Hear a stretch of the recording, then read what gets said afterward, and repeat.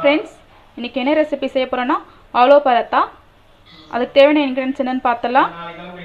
2 cup கோதுமை மாவு எடுத்திருக்கேன். அதில் 1 ஸ்பூன் ஆயில் ஆட் பண்ணிக்க போகிறேன். தேவையான அளவு உப்பு ஆட் பண்ணிக்கிறேன்.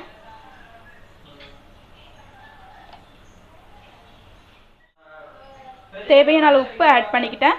நெக்ஸ்ட் தண்ணி கொஞ்சம் கொஞ்சமாக ஆட் பண்ணி மாவு பிசைஞ்சு வச்சுக்கலாம்.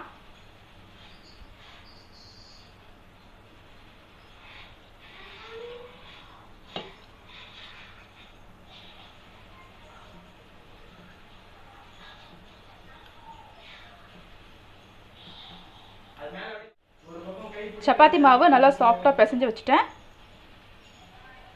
பாருங்கள், நல்லா சாஃப்டாக இருக்குது. நெக்ஸ்ட் ஸ்டஃபிங்க்கு தேவையான இன்க்ரீடியன்ஸ் என்னென்னு பார்த்துடலாம்.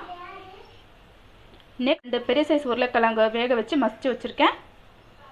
ஒரு பெரிய வெங்காயம் கட் பண்ணி வச்சுருக்கேன். 1/2 ஸ்பூன் கரம் மசாலா, 1/2 ஸ்பூன் இஞ்சி பூண்டு பேஸ்ட், 1/4 ஸ்பூன் மஞ்சள் தூள், 1 ஸ்பூன் மிளகாய் தூள். இப்போ ஸ்டஃபிங் எப்படி செய்யுதுன்னு பார்க்கலாம் வாங்க. ஸ்டவ் ஆன் பண்ணி கடாய் வச்சுட்டேன். கடாய் ஹீட் ஆகிடுச்சு. இப்போ 2 ஸ்பூன் ஆயில் ஆட் பண்ணிக்கிறேன்.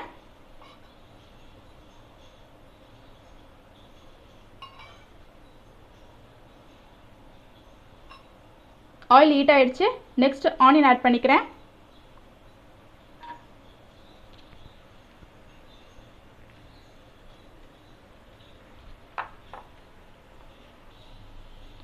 ஆனியன் லைட்டாக ஃப்ரை பண்ணிக்கலாம், கோல்டன் கலர் வர வரைக்கும்.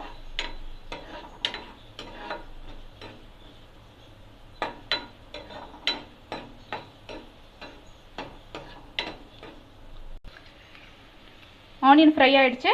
நெக்ஸ்ட்டு இஞ்சி பூண்டு பேஸ்ட் ஆட் பண்ணிக்கிறேன். இது லைட்டாக பச்சை வாடை போகிற வரைக்கும் வதக்கிக்கலாம்.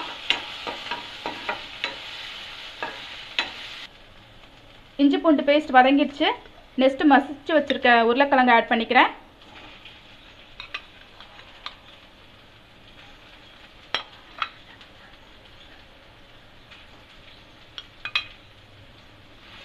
இது லைட்டாக அப்படியே மிக்ஸ் பண்ணிக்கலாம்.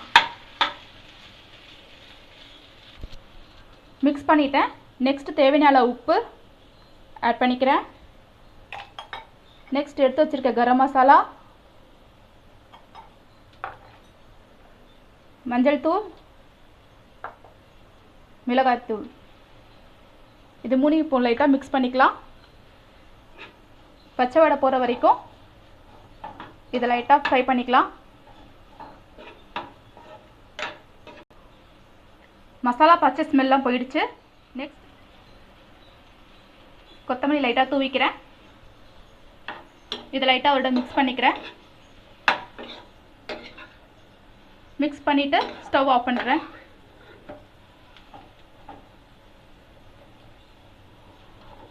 இதை ஒரு பவுலில் எடுத்து வச்சுக்கிறேன்.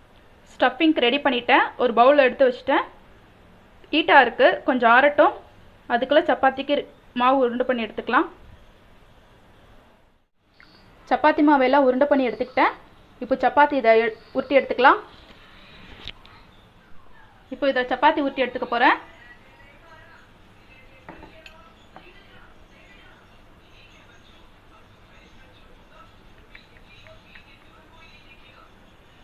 சப்பாத்தி ஊற்றிக்கிட்டேன். இதில் ஸ்டஃபிங் ஆட் பண்ணிக்கிறேன்.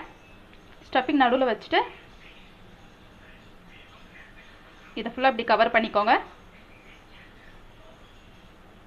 கவர் பண்ணிவிட்டு இந்த மாவை எடுத்துடலாம்.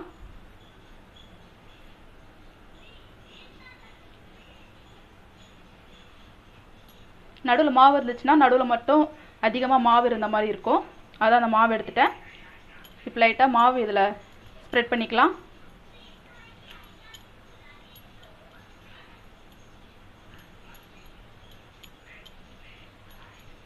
இப்போ இதை லைட்டாக ப்ரெஸ் பண்ணிக்கோங்க. ப்ரெஸ் பண்ணி தேய்ச்சி எடுத்துக்கலாம்.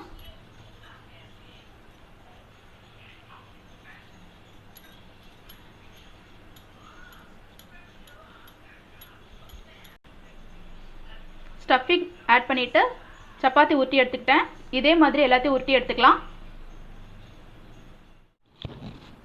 எல்லாம் உருட்டி எடுத்துக்கிட்டேன். இப்போ இதை ஆயிலில் ஃப்ரை பண்ணி எடுத்துக்கலாம்.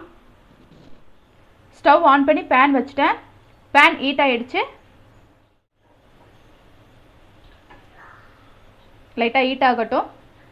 ஹீட் ஆகிட்ட அப்புறம் திருப்பி போட்டுக்கலாம். லைட்டாக ஹீட் ஆகிடுச்சு.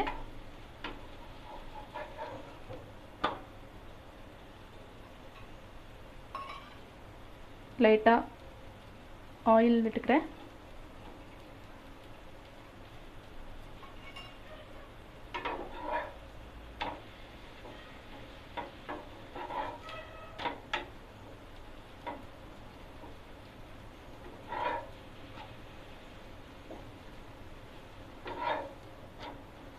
இதில் ஆயில் இல்லை நெய் எதுனாலும் லைட்டாக விட்டு ஃப்ரை பண்ணிக்கலாம்.